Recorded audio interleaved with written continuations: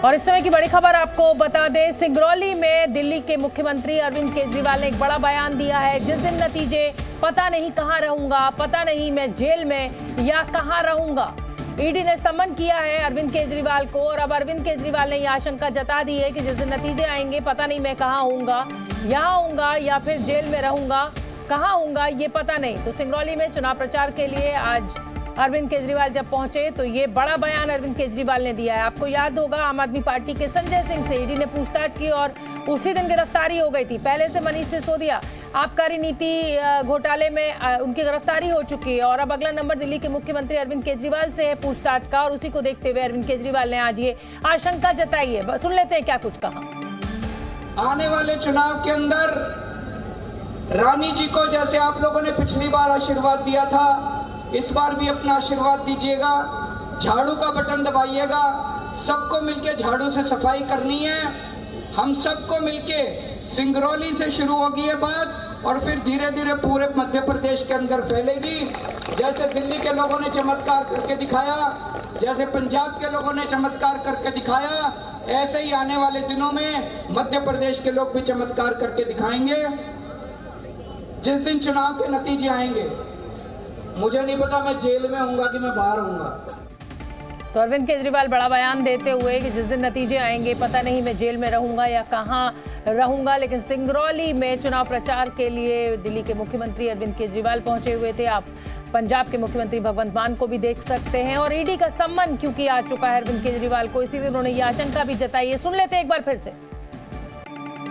आने वाले चुनाव के अंदर रानी जी को जैसे आप लोगों ने पिछली बार आशीर्वाद दिया था, इस बार भी अपना आशीर्वाद दीजिएगा, झाड़ू का बटन दबाइएगा। सबको मिलके झाड़ू से सफाई करनी है। हम सबको मिलके सिंगरौली से शुरू होगी ये बात और फिर धीरे धीरे पूरे मध्य प्रदेश के अंदर फैलेगी। जैसे दिल्ली के लोगों ने चमत्कार करके दिखाया, जैसे पंजाब के लोगों ने चमत्कार करके दिखाया, ऐसे ही आने वाले दिनों में मध्य प्रदेश के लोग भी चमत्कार करके दिखाएंगे।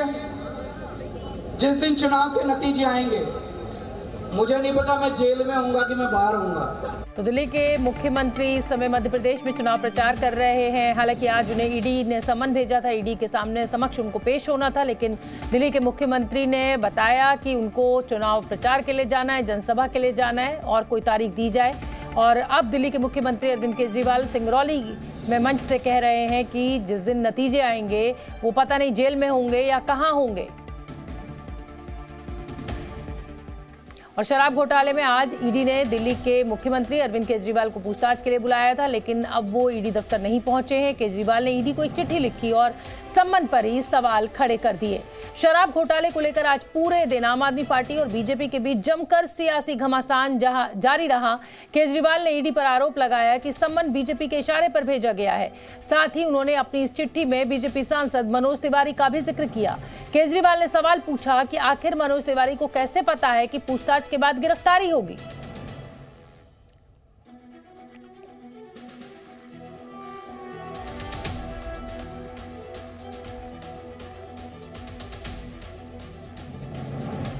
और वहीं बीजेपी सांसद मनोज तिवारी ने एक बार फिर अपनी बात दोहराते हुए कहा है कि इस पूरे घोटाले में केजरीवाल ही मास्टरमाइंड दिखते हैं। उधर दिल्ली के मंत्री सौरभ भारद्वाज ने सवाल खड़े किए कि मनोज तिवारी को कैसे पता है कि केजरीवाल की गिरफ्तारी होगी।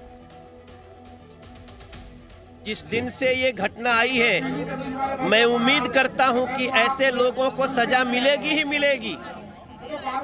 जब से मनीष सिसोदिया, सत्येंद्र जैन, संजय सिंह पकड़े गए, तब से मैं कह रहा हूं कि मास्टरमाइंड इसके अरविंद केजरीवाल दिखते हैं, हमको दिखते हैं। इनके नेता क्या कहते हैं, 30 तारीख को गिरफ्तार होंगे। आतिशी जी का पीसी उठाओ, राघव चड्ढा का पीसी उठाओ। ये बहुत हैरान करने वाली बात है। मैं पिछले 29 तारीख से मैं पिछली ये बात कह रहा हूं। अरविंद केजरीवाल जी को सम्मन आएगा और उनकी गिरफ्तारी होगी, ये बात मनोज तिवारी को कैसे पता थी? मनोज तिवारी जी ने अपने इंटरव्यू के अंदर ये कैसे कह दिया? 29 और 30 तारीख के उनके इंटरव्यूज आज भी एएनआई की ट्विटर हैंडल पे मौजूद है, आप देख लीजिए। 11:15 बजे का ट्वीट है 29 तारीख का। उनको कैसे पता था कि 2 दिन बाद या 1 दिन बाद ईडी अरविंद केजरीवाल जी को बुला के गिरफ्तार करेगी? इसका मतलब ये सारा का सारा षड्यंत्र राजनीतिक है। और एक तरफ तो बीजेपी के नेता और आम आदमी पार्टी के नेताओं के बीच जुबानी वार पलटवार चल रहा है। उधर दिल्ली के मुख्यमंत्री अरविंद केजरीवाल मध्य प्रदेश के सिंगरौली में चुनाव प्रचार करते हुए दिखाई दिए हैं। हालांकि ईडी के सामने आज उनको पेश होना था, लेकिन ईडी इंतजार करती रही। सुरक्षा के भी कड़े बंदोबस्त किए गए, बॉर्डर पर भी बैरिकेड्स लगा दिए गए ताकि किसी भी तरीके से माहौल न खराब होने पाए। जाहिर सी बात है कि अगर दिल्ली के मुख्यमंत्री अरविंद केजरीवाल ईडी के दफ्तर में पहुंचते तो आम आदमी पार्टी के जो कार्यकर्ता हैं वो सड़कों पर उतरते, और इसी को देखते हुए पूरी सुरक्षा इंतजाम भी चाक चौबंद थे। लेकिन दिल्ली के मुख्यमंत्री अरविंद केजरीवाल ईडी के सामने पेश नहीं हुए और मध्य प्रदेश पहुंच गए चुनाव प्रचार के लिए।